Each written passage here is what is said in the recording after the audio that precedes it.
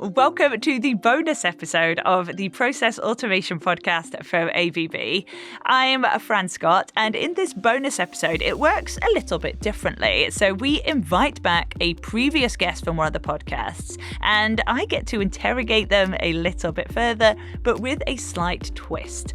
So in this episode, I'm going to be joined by Ralph Burgener from ABB, who we heard from in our previous episode where we asked the question, what will it take to scale up green hydrogen?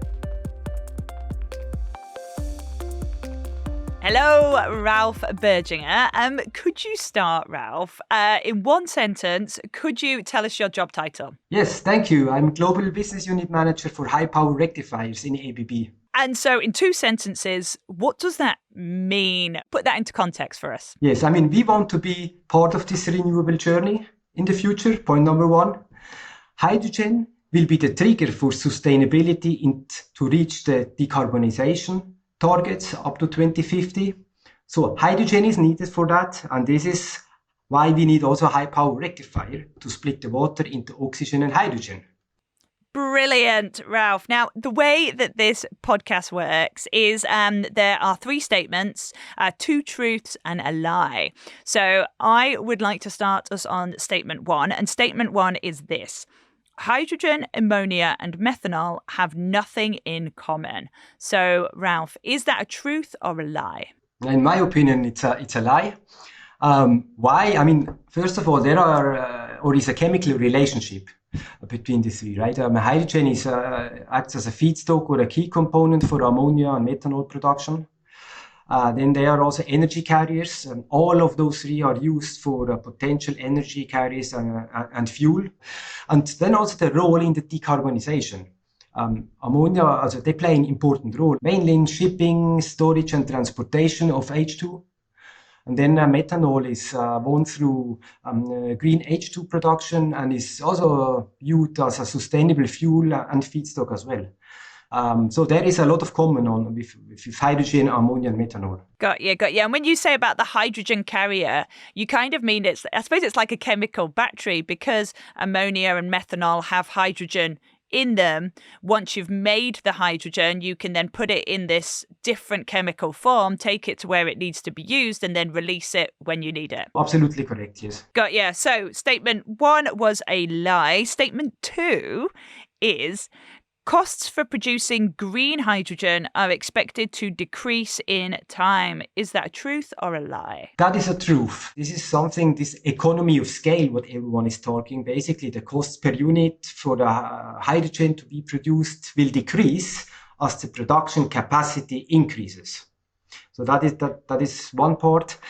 Then we also need to look at the operational side when a plant is being built. How can we efficiently reduce the operational costs in terms of maintenance, in terms of services, optimizing our processes, optimizing how we are running the plant. For example, during the day, most probably in many countries, the energy is much more expensive than during the night. So we have in ABB solutions available to really optimize the operation of the plant, which will again bring down the costs.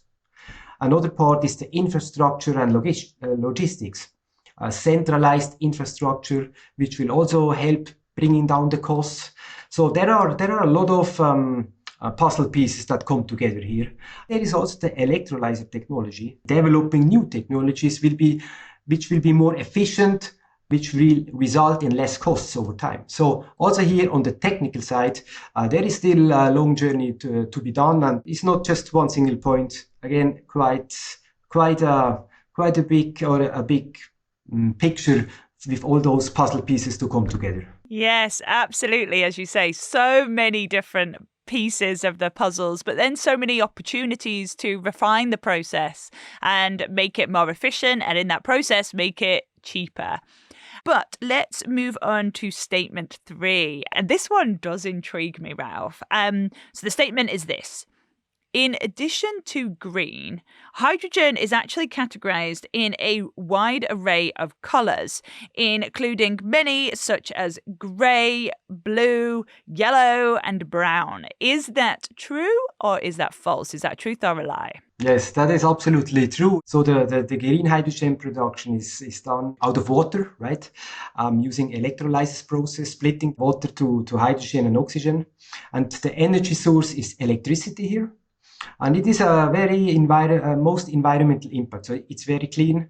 It's really good and helping reduce the CO2 footprint. When it comes to gray hydrogen, for example, it is produced through to natural gas.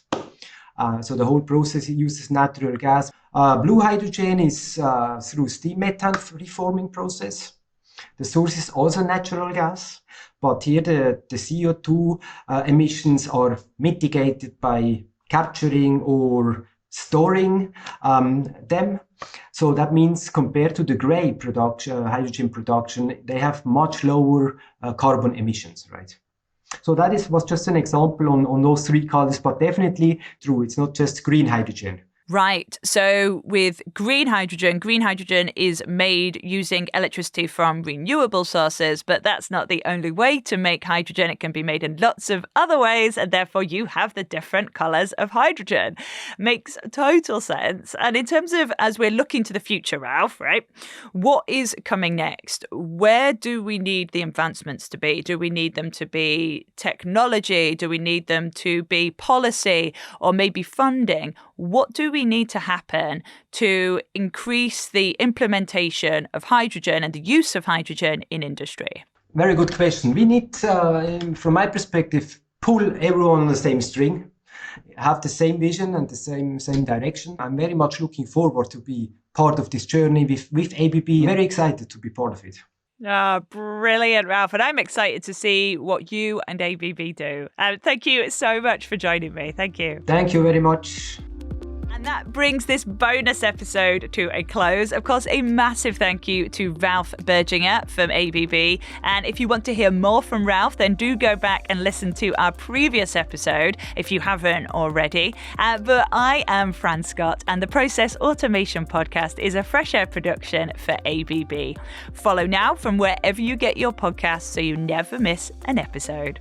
See you next time.